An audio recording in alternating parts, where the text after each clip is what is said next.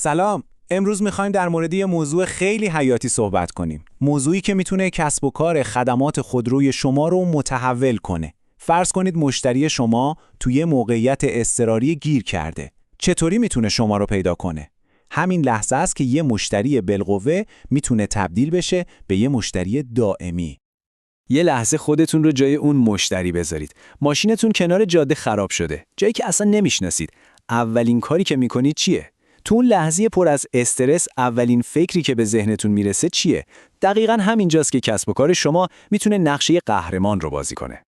خب معلومه، گوشیشونو در میارن و میرن سراغ گوگل. دیگه دوره دفترچه تلفن و پرس‌وجو از این و اون تموم شده. همه سریع سرچ میکنن امداد خودروی نزدیک من یا یدک‌کش فوری. و این یه فرصت فوق‌العاده بزرگه. خب حالا که میدونیم مشتری‌ها کجا دنبالتون میگردن، سوال اینه چطور مطمئن بشیم که پیداتون میکنن. خیلی‌ها فکر میکنن یه پیج اینستاگرام کافیه. ببینید، اینستاگرام برای ساختن جامعه مشتریان عالیه، حرفی توش نیست. اما ویترین اصلی شما تو گوگله، اونجایی که اون راننده درمونده دنبال کمک میگرده وبسایت شماست. وبسایت شما مثل یه مغازه است که 24 ساعته بازه، دقیقاً منتظر همون مشتری. خیلی خوب، پس چطوری میشه رفت به صفحه اول گوگل؟ اونجایی که همه اتفاقای مهم میفته. کلاً 2 تا راه اصلی برای این کار وجود داره. و این نکته رو باید خیلی جدی بگیریم. اگه تو صفحه اول گوگل نباشید، برای اون راننده‌ای که کنار جاده مونده، شما اصلا وجود ندارید. به همین سادگی. همه چیز به دیده شدن تو همون چند ثانیه اول بستگی داره. بذارید این دوتا مسیر رو با یه مثال ساده توضیح بدم. مسیر اول مثل یه اتوبان پولی و سریعه. عوارضی رو پرداخت می‌کنید و خیلی سریع می‌رسید به صدر نتایج. مسیر دوم مثل یه جاده فرعی اما خوشمنظر است. مجانیه ولی خب زمان میبره تا به مقصد برسید. هر دو شما رو به بالا میرسونن، اما روش‌هاشون زمین تا آسمون فرق داره.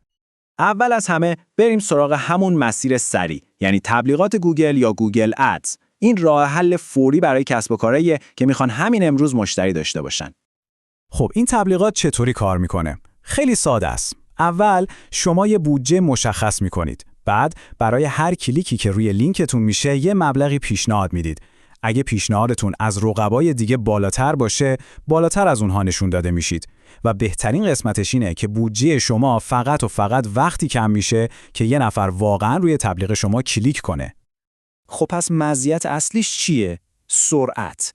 شما فوراً میرید بالای صفحه و دقیقاً جلوی چشم کسایی قرار میگیرید که دنبال خدمات شما هستن و فقط هم وقتی پول میدید که یکی کلیک کنه. اما معایبش چیه؟ اول اینکه به محض اینکه پول دادن رو قطع کنید، از اون بالا غیب میشید. مثل اینه که یه بیلبورد رو اجاره کرده باشید، صاحبش نیستید. دوم اینکه میتونه پرهزینه باشه. و خب همیشه این خطر هم هست که رقبا روی تبلیغتون کلیک کنن تا بودجه‌تون رو تموم کنن.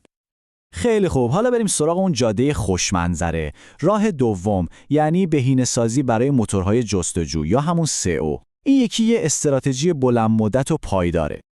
SEO یعنی چی؟ یعنی شما کاری میکنید که گوگل به وبسایت شما اعتماد کنه. یعنی به گوگل ثابت میکنید که شما بهترین و معتبرترین جواب برای سوال اون کاربری هستید که کنار جاده گیر کرده. اگه بتونید این اعتماد رو جلب کنید، گوگل هم بهتون پاداش میده و شما رو به صورت رایگان میاره بالای نتایج.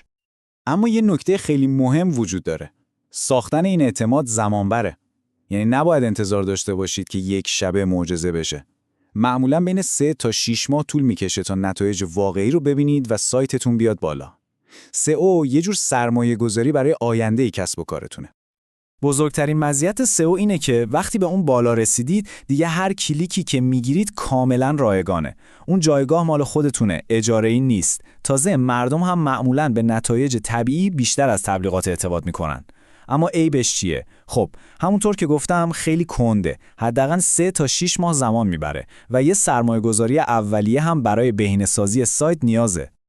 خب این همه حرف تئوری زدیم. بیاید یه مثال واقعی ببینیم تا بفهمیم اینا در عمل چطور کار میکنن. میخوام داستان وبسایت امدادخودرو.com رو براتون تعریف کنم که دقیقاً هر دو تا مسیر رو امتحان کرده.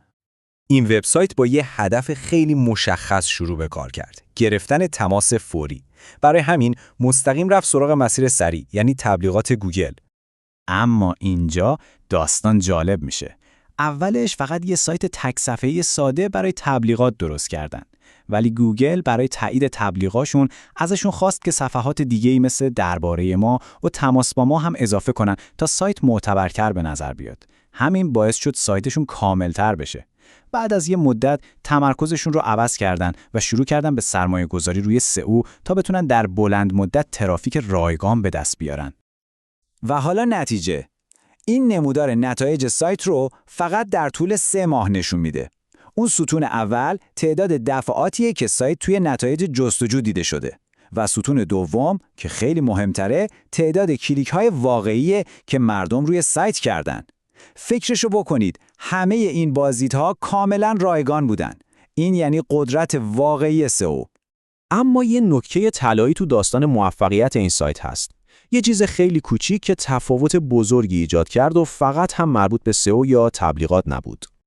صاحب سایت میگه چون بیشتر بازدید کننده ها نیاز دارن که فوراً با یه مکانیک تماس بگیرن، من یه لینک تماس سریع اضافه کردم که همیشه پایین سایت دیده میشه. اونو میبینن، روش کلیک میکنن و زنگ میزنن. به همین سادگی. فکرش رو بکنید، کسی که ماشینش خراب شده، حوصله خوندن متنای طولانی رو نداره. فقط میخواد سریع با یکی صحبت کنه. این دکمه ساده کار رو براش راحت میکنه و مستقیم منجر به تماس میشه. یه ایده فوق‌العاده هوشمندانه.